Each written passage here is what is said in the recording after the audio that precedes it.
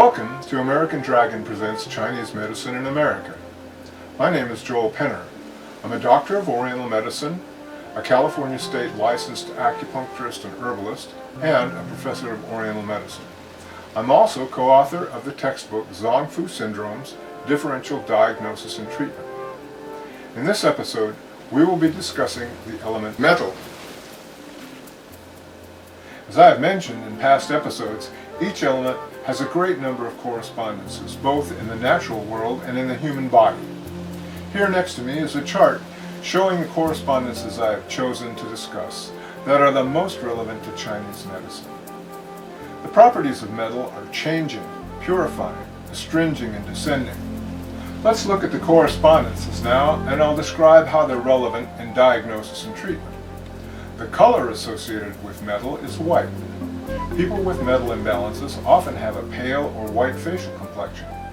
The energy or qi of metal is dryness. It requires a balanced amount of dryness to harvest the crops. Too much water will make them unharvestable. Too much dryness will make the crops crumble and lack nourishment. The flavor associated with metal is acrid or pungent. The acrid taste tends to be drying because it stimulates perspiration.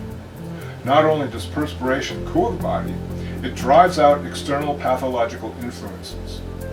Creating a good productive sweat is of primary importance in relieving colds and flu. The acrid taste is associated with spicy foods that are used in hot and damp climates to cool the body and dry dampness. Too many acrid herbs or foods can dry out the lungs and skin and create lung dryness symptoms such as a dry cough or itchy skin. The smell associated with metal is rotten. Think of the sharp odor you get as you walk by the meat section in a supermarket, or the smell of rotting leaves on the ground in the fall. The season associated with metal is autumn, and its phase is reaping. The image of Thanksgiving with the haystacks in the fields and the Thanksgiving feast remind us of the bountiful harvest that comes from a healthy summer and late summer. Each of the 5 organ systems in Chinese medicine are composed of the yin and yang organs. The yin organ, or zong, is solid and contains the chemical elements necessary to perform its function. The yin organ, or zong, associated with metal is the lung. The yang organ, or fu, is hollow. It provides space for storage and allows for movement. The yang organ, or fu, of metal is the large intestine, which ushers the digested food out of the body. Zong-fu, as I have mentioned in the past, is the Chinese name for the internal organs. You will learn in more detail about the functions of the organs when we do episodes on them in the future. For now, I'll try to keep my explanations simple. The sense organ associated with metal is the nose, which has a direct connection with the lungs, and of course suffers from congestion when lung function is compromised.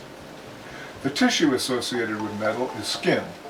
The skin is the largest respiratory organ of the body.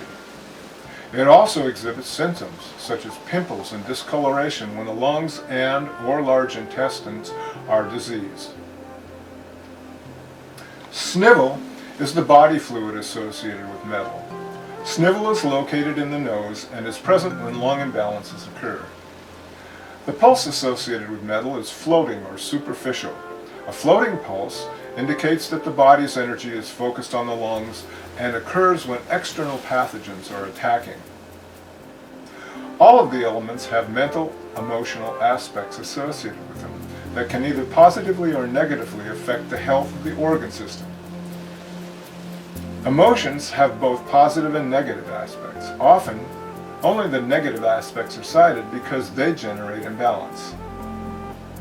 The emotion associated with metal is grief, and its sound is crying. Certainly, crying is appropriate for grief. We don't usually see a positive emotion associated with metal, but we know that there is one. We can call the positive aspect of metal inspiration. Not only is inspiration an in-breath, but it is also defined as the excitement of the mind or emotions to a high level of activity. We have all experienced how an inspired thought, an aha experience, can turn grief and sadness around in an instant. As an example, when we are grief-stricken over the loss of a loved one, an inspiration to create a memorial fund can make the grief lose its intensity as we turn our thoughts to the project ahead in our loved one's memory. When there is that loss or sense of loss, the lungs and large intestines get stagnant. Grief is the appropriate emotion for this. It stimulates the act of crying, which relieves the lungs. Too much grief is unhealthy, as too much crying depletes the lungs and large intestine fluids and creates dryness. And of course, not enough grief to stimulate crying will leave the lungs clogged with symptoms such as cough and asthma. I've said in previous episodes that in my opinion, the emotional associations are the most important and the most fun to think about. The Chinese say that all disease is internally generated. What creates internal imbalance is toxic emotions or toxic thinking. There is an axiom in Chinese medicine that says qi, or energy, follows thought. Emotions propel our thoughts. Intense emotion makes thoughts very powerful, while lassitude or lethargy makes our thoughts weak or impotent. Qi is the bridge between thought, emotion, and physicality. If our thinking or feeling prevents qi from getting where it needs to go, the organ functions become weak.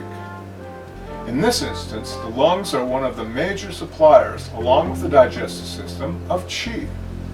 If the lungs are compromised, there won't be enough qi for the system to operate effectively. The lungs are intimately connected with wei qi, or protective qi. If they don't function properly, external pathological influences, such as colds and flu, will be allowed to enter the body. Finally, let's talk a little about the major energetic relationships associated with metal and their medical consequences. Here's our 5-element chart. First, metal, which is associated with the lungs, promotes water, which is associated with the kidneys. These two organs are major players in the body's water metabolism system, which is called the Sanjiao, or triple burner system. I will discuss this system in detail in a future episode. In short, the lungs are responsible for sending water down to the kidneys, and the kidneys in turn send water back up to the lungs. Again, I will discuss this in detail at another time. If lung function is compromised, the kidneys become deficient, with symptoms such as low back and knee pain. I see this frequently in chronic smokers, who often have unexplained low back pain. If metal is deficient, water can overact on it, creating water or phlegm in the lungs, with a chronic cough and profuse watery phlegm. Finally, metal controls wood. If metal is deficient, wood, which is associated with the liver, can insult the lungs, creating stress-related asthma. Again, you will learn about this in more detail in a future episode. Okay, that's going to do it for this episode. Please remember, if you have questions, contact me at joel@AmericanDraqon.com. In the next episode, we'll be discussing the element water. See you then.